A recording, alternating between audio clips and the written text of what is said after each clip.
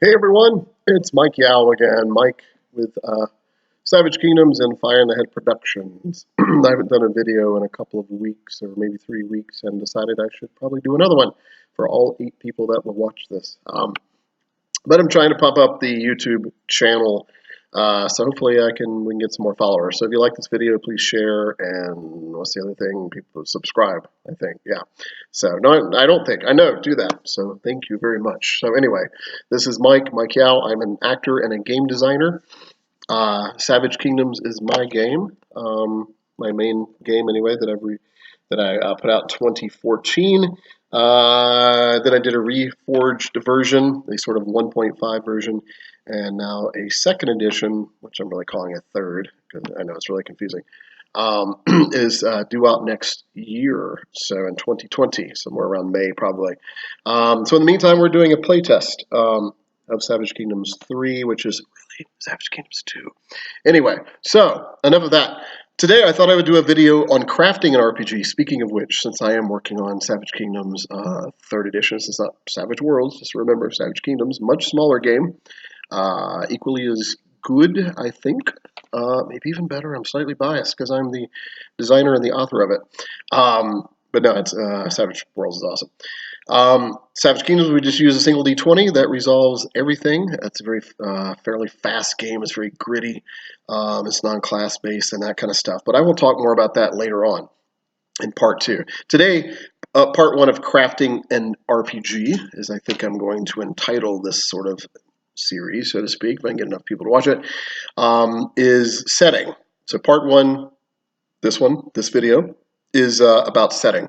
I decided should part 1 be mechanics or setting, because they're both very important. But to me as a storyteller, as an actor, and this probably appeals to a lot of you as well, I think in the end setting sort of wins. And the reason, not only because of those reasons I just stated, but without the setting, without the genre, without the feel, without the world building, the rules don't really matter. And it might be said vice versa as well, and that's true to a degree, but I think it's true mostly in this case. So setting really needs to inspire the mechanics. So, all right, so part 1, setting, this is what this is. So the first thing, number 1, I'd like to discuss genre or subgenre. So when creating or crafting an RPG, you need to decide upon the genre or subgenre, and I'll get to that in a second. So genre, let's say fantasy. Savage Kingdoms is fantasy. But its subgenre is probably, I generally tend to call it sword and sorcery. That's a little grittier and darker. Magic and sorcery can be a little darker, but it's not entirely that either. It's definitely not high fantasy, although there are elements of that as well. So I typically it's called heroic sword and sorcery. So it's kind of heroic fantasy, but there's some sword and sorcery elements. I think it's more sword and sorcery than high fantasies for sure. So deciding if you're going with a fantasy RPG, decide what the subgenre is going to be. That's very important. A lot of people tend to put fantasy all together, especially when you go into bookstores, and in fact, it'll just like sometimes just say science fiction, and then you have to pick out all those subcategories within. Some bookstores are a little cleverer and literally will say fantasy. I mean, it might even say medieval fantasy, urban fantasy, science fiction. So keep that in mind. So if you are designing a fantasy RPG, decide if it's urban fantasy, is it high fantasy? That's Tolkien sort of set the standard on that. Decide if it's sword and sorcery. Robert E. Howard sort of set the standard on that with Conan and Cole and various other characters and stories. Is it historical fantasy? Historical fantasy is a really good one. I don't see enough games in that genre. That actually appeals to me a good deal. That may be something that I look at later on down the line if I keep up with the game design stuff. Yeah, so Pendragon is a good example of historical fantasy. It probably leans a little more fantasy, but there's definitely historical elements. You can play in the later Malorian times, if anybody's familiar with that game, you know what I'm talking about. Or you can play, as I prefer, more in the Dark Ages, more in the Celtic or the Cymric, which Welsh, Celtic Welsh influence of Pendragon, of King Arthur and Merlin or Merlin, etc. So, yes. So number one, consider genre. So that was fantasy. So, for example, science fiction. You decide you want to design a science fiction tabletop game, and there's some really good ones out there. There's some that are kind of just same with fantasy. Fantasy is definitely overwhelmingly more popular overall than science fiction as far as tabletop role playing goes. But there's some good science fiction out there, like Traveler, Starfinder, Fading Suns, Firefly is really good. Or what's the new version of? Well, that is it. Firefly. Serenity was the old original version with the Cortex system. Very awesome. So decide what genre of science fiction it is. And I just stated some there. Is it kind of a Western fantasy, which is, Firefly is very famous about that. And there are certain elements of Star Wars that have that as well. Han Solo is essentially not only a smuggler, but kind of a gunslinger, a space cowboy. So they're, particularly in the Outer Rim, there are elements of space cowboys and that sort of thing, sort of the Western science fiction. Should probably use this accent instead of that weird British one. So just consider what subgenre it would be, if it's science fiction or fantasy or whatever. Another genre might be good, would be Westerns are good. There's some good Western RPGs out there. There's not a ton of them. And even within that, a good example of a subgenre of Western is sort of Western fantasy or Western horror, such as Deadlands, etc. You could probably do that with Cthulhu as well. So yeah, if it's a Western, decide if it's a fantastical Western. Is it more historical? I think that would be actually a good one because recently have been the fantasy horror ones. Just really bring it down and ground it to some historical stuff. You could do some really cool stuff with Westerns, with horse riding and the Indian situation, making pacts with the Native American tribes or at war with them, or the other rivaling European tribes, the Irish and the English going at it, or the Scots or whatever. So yeah, there's a lot of cool stuff you could do in there. Another good example of maybe a good subgenre for a Western, while we're on this genre, might be like the 1800, like the steampunk stuff, which is still popular. It's not quite as popular as maybe it was 5 to 10 years ago, but it's still up there. You see a lot of steampunk things. But if you take it sort of in the Wild Wild West slant, that excellent series from the late 60s, early 70s, where the movie was, that's a really good genre. It was grounded historically Western based, but there was an element of fantasy and steampunk to it. It was really cool. It was a really good, underrated television series, honestly. And the movie actually is probably slightly underrated too. But anyway, but we're not here to talk about movies. Another good genre might be spy. Top Secret, was probably the first one from TSR back in the late, actually probably been right at 1981, I think. There's some other really good ones as well. So the spy genre is really good. Subterfuge and espionage and all that sort of thing. You could overarch it into an international thing with that'd be really cool with Interpol and sort of things. Maybe even escalate it slightly into the near future, 10 years from now. Or you could dial it back to say more in the Get Smart era, the 60s or something, early 70s. Some really good material you could draw on there for espionage sort of genres. So decide upon the genre and then the subgenre. I think the subgenre really will set you apart more than even just the genre. It'll let people more, they can sink their teeth into it a little bit more. They'll know about the atmosphere and such that's in charge, that's in store for them. Okay, number 2.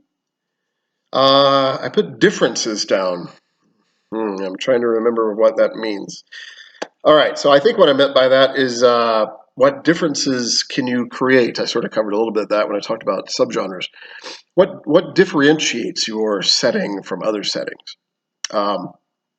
Probably the main answer right off the bat, which would be not incorrect, is not a whole lot, because a lot of things have been done, a lot of authors, a lot of game designers, I mean, thousands, millions. I don't know if it's millions, but anyway, lots. If you count authors and game designers together, then probably it's millions have done world building. There's only so many genres and subgenres. I mean, there's a lot of those, but there's only so much variation you can get, and that's why you see weird combinations like science fiction westerns, that sort of thing, historical Roman times with Robotech. With mechs running about, weird little combinations like that. Some of it's really good stuff. Some of it not so much, just like anything else. So, how do you differentiate your setting?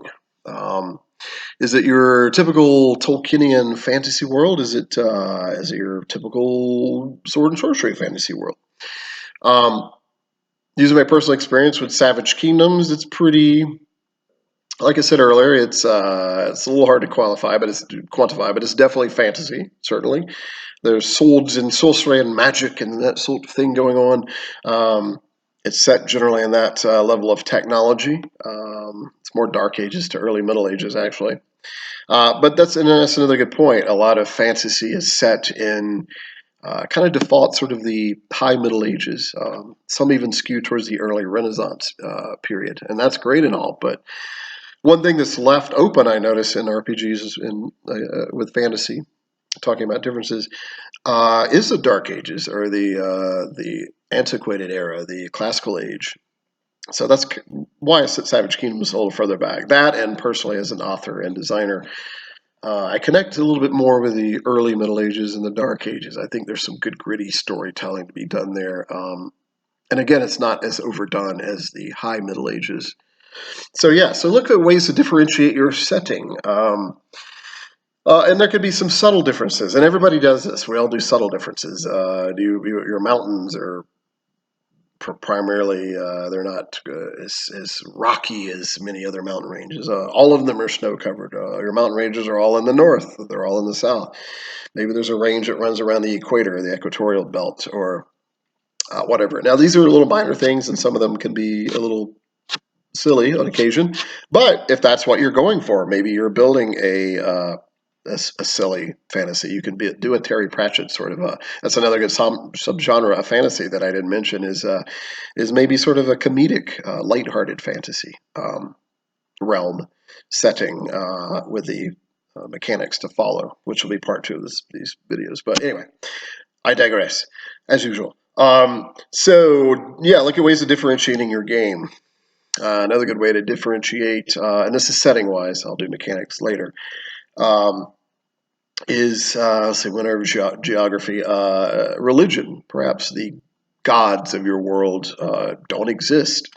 In Savage Kingdoms, I left it purposely ambiguous. The faiths and the sects and the priesthoods and even the cults definitely exist, and they're very powerful socially, sometimes even mystically and magically. But do the gods really exist? Maybe, maybe not. Maybe someone has even claimed to be an avatar of a deity, but who knows if he really was or she was. So leaving it ambiguous can be a choice to differentiate your setting. Ambiguity. Not only with religion, but other things. Before I get off of religion, of faith, because that's a really good world building tool, I think most of us will agree. Maybe go the opposite. The gods surely are real. They walk around every day appearing as mortals. Or maybe they even walk around as their true form. Maybe they're 20, 30 feet tall. Maybe they're actually Titans. There's a suggestion in my setting for Savage Kingdoms that the Titans are the sons of the original elder gods, particularly of the Rhodanites and the Pridonian people, which are kind of sort of a Greek-esque culture. So yeah, you could, the gods are walking around real, perhaps. Perhaps on certain holy days, they take avatars for 24 hours and walk around. Perhaps the prayers and the rituals and the ceremonies that the priest perform actually bring the gods into being. There's some powerful stuff that could be there. And D&D has done that to an extent in the past, where I think it still does a little bit, where prayers actually are fueling the gods. They actually power the gods, and that's why they want more followers, or to be more specific, they want more priests to bring in those followers. The priests are really just the spokespeople of the gods, as it were. They do the will of the gods, they read the omens, and that kind of thing. So enough about religious differences in a setting. Perhaps another way, let's see, geographical differences, religious differences. Magic's a good one. That has a little bit to do with the religion as well. Perhaps without getting the mechanical part of it, but perhaps magic is more. Is it more somewhat whimsical? High magic, is it very common? Or is it very rare and it's a bigger deal in that sense, or it's very difficult to master? Um, Perhaps it's very dark, so it's more in the traditional sense of sorcery, where perhaps sacrifices have to be made. Maybe blood is used in a lot of the rituals. Rare things have to be used.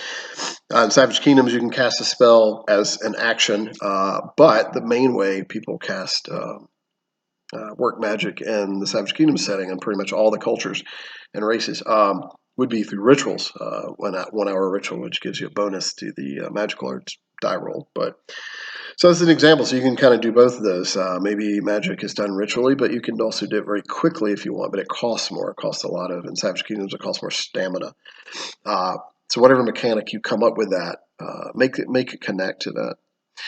Or perhaps magic is or sorcery is it's completely unpredictable in the sense of, say, a wild mage in Dungeons and Dragons, where it's just it's random. It could be a headache, but also could be very, very fun. And again, that should be woven in with with your setting, and so that everybody knows up front that that's what they're getting. That's what the players are going to be getting, is like random magic. And it could be a lot of fun, or a hybrid thereof. Most of the time, the spells are predictable, but if the roll, the skill roll or die roll, whatever mechanic you use, is off by a certain amount, instead of the spell completely failing, perhaps it takes a different form. It manifests differently. That's the term I use in SK, is a spell manifests. So some things to keep in mind as far as differentiating your setting. Okay, so number 3, trends and counter trends. And what this means is that in gaming and art in general, because I consider gaming, particularly art, game design, definitely a form of art. Beware and wary and careful of trends and counter trends. And I don't mean that in a bad way, because some trends are awesome and some counter trends are awesome, but some trends are not so awesome, and vice versa. We live in a very trend-based world. Things are moving faster. Social media, which is this video is a part of in some smallest degree, has kind of sped things up. Technology tends to run exponentially, blah blah blah, etc. So to that end, we live in a very trend-based society. So, which is great, because if you can catch that lightning in a bottle, if you can catch that trend, you can do well with your game design. Maybe make some like decent money at it, or whatever it is you're looking for, or some other form of satisfaction. But the drawback to that is precisely what I just said: the fact that it's everything does run so quickly, that trends can be over in 6 months. Maybe 2 months, maybe a year, maybe 2 at most. If it's a trend that becomes a thing, a cultural phenomenon, then maybe it'll stick and it'll be around forever. Dungeons and Dragons probably was assumed by many to be a trend in the mid-70s, but it turned out to be a phenomenon. It's now a cultural mainstay. And this video is largely because of that. So yes, I don't always assume everything's a trend, but most things are. So anyway, how does this feature into settings? What would one ask, Mike? Well, it means that be careful of, say, for example, urban fantasy is a trend, or was a trend, and it kind of still is. And you say, I want to make a setting that's urban fantastical. And that's great. Do so. But just remember that it may be a trend thing and it may not last. Um, or last as well. It'll probably last, but it may not be on that high end of the roller coaster when the time the game comes out. Also be careful of counter trends. So counter trends are, and we see this a lot in society as well. When a big trend with something is very popular, you get sort of the counter thing going on. Some of it is jealousy, it's malicious. It's like, oh, how dare that thing be popular? I will not like it at all, even though it's probably amazing. But a lot of it is actually very legit. It's like, there's but just because something is popular nowadays doesn't mean it's necessarily good. It's necessarily good for the soul, or it's necessarily clever or skillful or whatever. There's some tabletop RPGs out there that are very popular. I'm not going to name any names that are not really the greatest, and a lot of people know that, are not really the greatest design-wise, but, they do the job. They're very popular.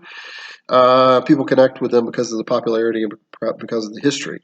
But if you really to break it down in game design, they're probably not really all that great. So, and vice versa. There's some really good games that are just nobody hardly knows about them, but they're really well crafted. So just be careful of counter trends as well. It's like, oh, steampunk was very popular, but now there's like a counter movement against it. So keep all of that in mind when you create your setting. Are you going to follow sort of the current trend? You're going to follow the current countercultural trend, or are you just going to do your own thing? Now, there's an old saying in writing and in authorship that you should write what you know, and that's totally true. Like design a setting and mechanics that connect to what you know. And if it's nothing you are super familiar with, make sure you do lots of research. It's probably a given, but Google is your friend, as well as, God forbid, old tomes called books and scrolls and that sort of thing. Or just talking to people who have done the stuff for a while or been around a little while. All right, number 4, copyright issues. So copyright issues can be a thing, hence the term issue. So when you're creating a setting, be careful if you're like, I'm going to create a Harry Potter. I even paused when I said that because I'm like, can I say it?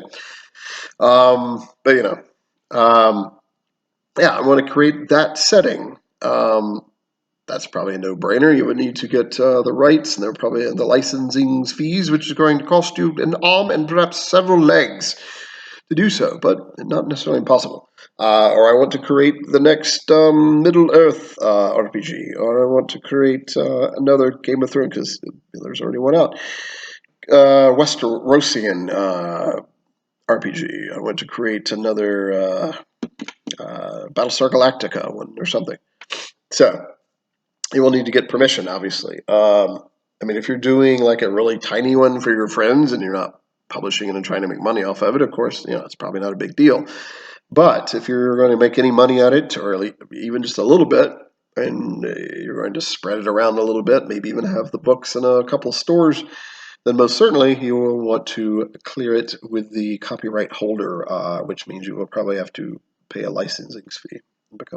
But you never know. They might really like your pitch. They might like your design, and they might see some future profit, albeit minor, because tabletop RPG is super popular right now.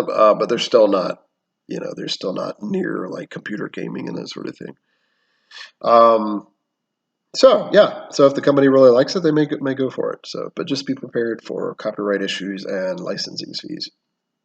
So number 5, connecting it to the rule system, and this is the last thing, by the way, because we're at almost 24 minutes. Connecting it to the rules system. All right, so what that means is pretty much like it says. So connecting your setting to the rule system, and so more specifically, what that means, because that's very vague, is making and I guess I will talk about a little bit about mechanics here, but the rules system will need to connect to the setting. When I do the mechanics video, I'll probably mention that as well, because one begats the other. I can't stress this enough. There will be people out there, some of them are very experienced gamers and designers, but sometimes they will be like, and I hear people all the time that I game with, and to some degree this is true, but mostly not. They will say that, hey, the setting and the rules don't really matter. I don't know why I'm using that accent. Rules and the setting don't really matter at all.